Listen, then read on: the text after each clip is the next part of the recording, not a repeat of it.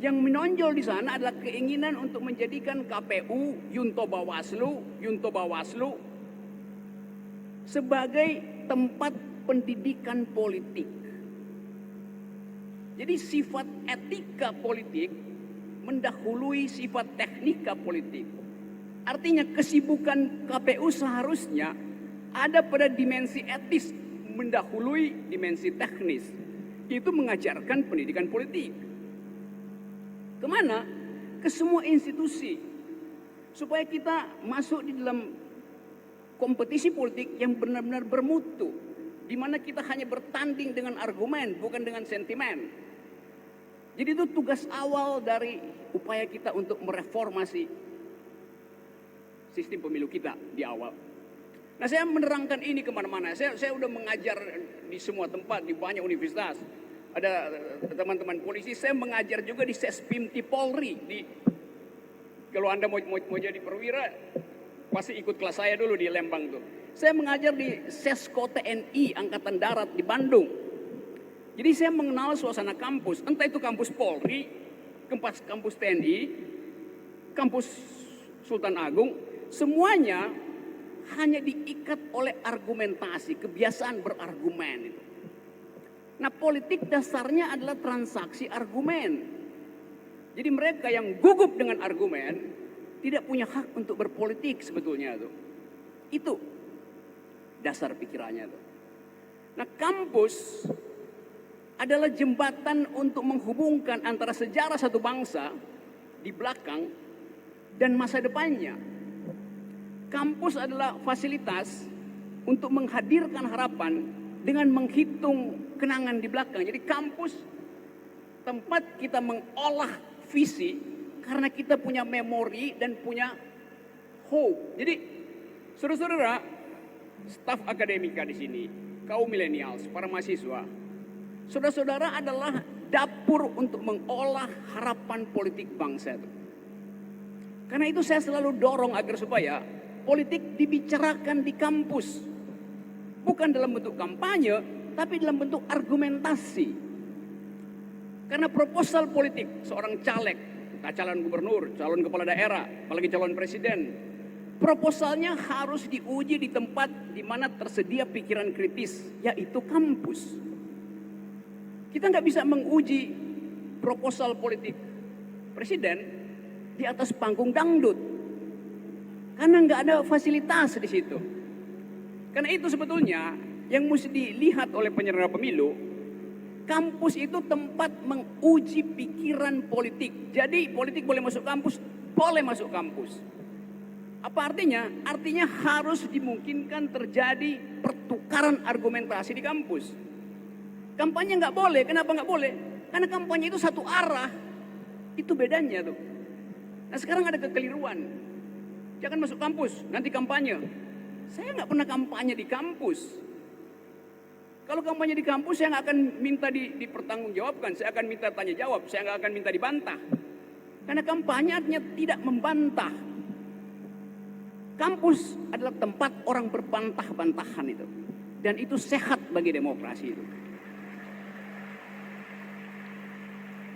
Jadi mengapa menghalangi pikiran masuk kampus? Semua presiden Amerika, debat pertama, deklarasi pertama datang ke kampus. Dia ucapkan visi dan misinya, dan Civitas Academica menguji bahasa pikiran dia, termasuk bahasa tubuhnya itu. Karena mereka tahu bahwa kejujuran mengevaluasi hanya ada pada kampus. Kalau kampus setuju dengan pikirannya dikasih tepuk tangan, kalau nggak setuju dicaci maki. Ini terbalik-balik. Pikiran yang keliru, penuh kebohongan, ditepuk tangan.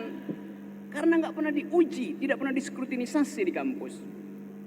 Jadi sekali lagi, fungsi kampus adalah mengucapkan kritik terhadap dalil apapun. Itu poinnya. Nah, kita sekarang seolah-olah disulap untuk menghindari pembicaraan politik di kampus. Itu yang membuat kita dungu. Karena kita hidup dengan petunjuk satu arah. Saya lihat baliho di mana-mana di seluruh Indonesia. balihonya tinggi-tinggi, besar-besar.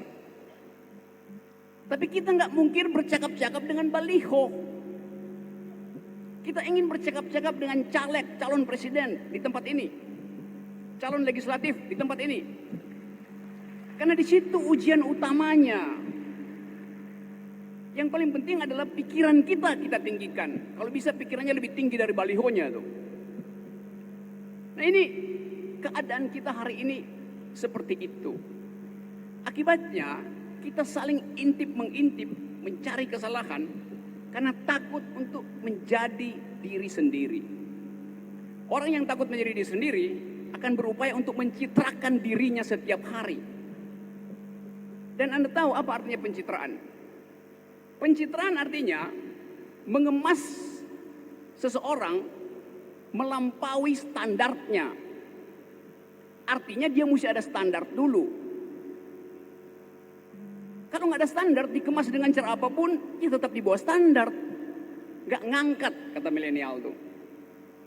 Nah kita sekarang ada di situ.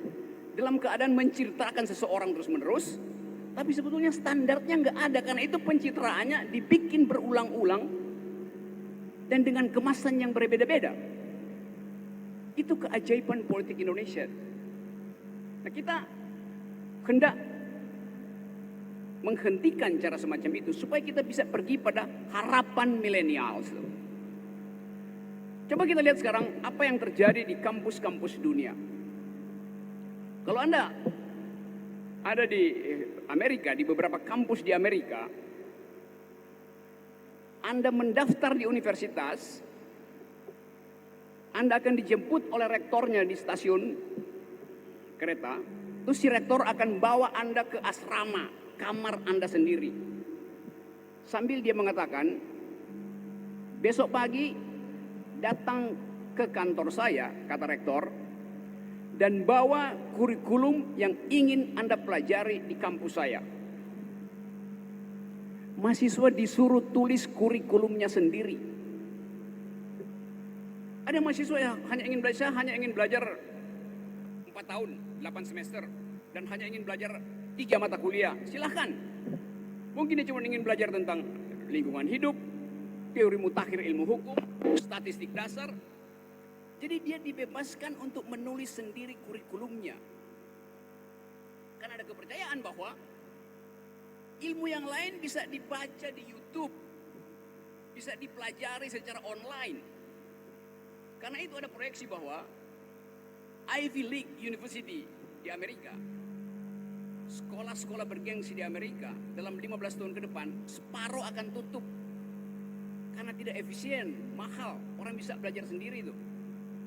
Itu mengajarkan kemandirian bagi kita, bagi generasi baru. Orang nggak bicara lagi, do you speak English, do you speak French? Kalau Anda bertemu di seminar internasional, orang bertanya, do you speak environmental ethics? Do you speak e-books?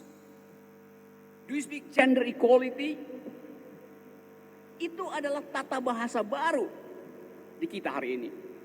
Dan itu adalah tantangan generasi milenial ke depan. Anda bayangkan misalnya 10 tahun ke depan, yang hadir di sini separuh adalah robot. Karena hidup kita di era depan pasti akan bergaul dengan jenis makhluk baru. Karena perkembangan ilmu robotics yang setiap 8 jam ada temuan baru dalam ilmu robotics. Hal yang biasa. Satu waktu saya cerita ulang beberapa hal yang supaya kita punya sensasi tentang kehidupan ke depan. Di Inggris beberapa bulan lalu, Parlemen Inggris mengundang seorang robot untuk ditanya bagaimana pendapat kalangan robot dengan nasib manusia 10 tahun ke depan. Pemerintah Inggris khawatir bahwa 10 tahun ke depan akan ada robot mencalonkan diri sebagai anggota parlemen. Karena pertumbuhan teknologi robotics. Di Jepang beberapa hotel tidak lagi dilayani oleh resepsionis, oleh robot aja. Restoran oleh robot, masuk hotel robot semua. Jadi ada kekhawatiran umat manusia bahwa hidupnya akan diatur oleh robot. Karena itu anggota parlemen bertanya, Mas robot, kira-kira nasib kami 10 tahun ke depan seperti apa? Mereka berpikir robot akan bilang, kalian akan punah 10 tahun ke depan. Karena teknologi berubah setiap 8 jam dengan kecepatan maksimal.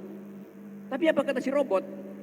Robotnya bilang begini, kami bangsa robot justru khawatir akan punah bila kami tidak memiliki kemampuan membagi keadilan seperti layaknya manusia. Bila kami tidak punya dimensi etis dan estetis seperti manusia. Jadi robot paham bahwa mereka justru akan punah bila tidak mampu memiliki dimensi batiniah manusia. Jadi manusia takut bahwa otaknya akan diambil alih oleh robot karena kemampuan komputasi dari robot. Robot khawatir bahwa kalau mereka tidak punya hati, mereka akan punah gitu.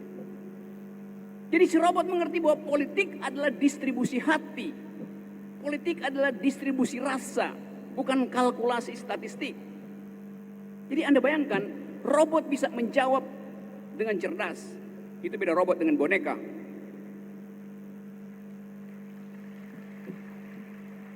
Nah, kita bersiap-siap dengan keadaan semacam itu. Sekedar untuk memperlihatkan bahwa tidak ada yang pernah membayangkan bahwa universitas ini akan dikelola secara digital. Artinya, hidup kita sebetulnya separuh tergantung pada keadaan teknologis. Kalau saudara-saudara mahasiswa atau emak-emak datang ke seminar hari ini, ke kuliah umum ini, tanpa membawa handphone ketinggalan di rumah, maka hidupnya akan cemas sampai makan siang nanti. Karena dia gelisah. Dia nggak bawa alat komputer yang paling mikro, yaitu handphone. Artinya separuh dari hidupnya tertinggal di rumah. Kita sudah hidup separuh robotics. Handphonenya juga begitu. Dia gelisah karena nggak ada jari yang menjet dia selama 2 jam. Handphone juga berpikir, mengapa jari emak-emak itu tidak lagi memenjat saya untuk mengirim pesan tentang harga telur pada grup mama yang lain.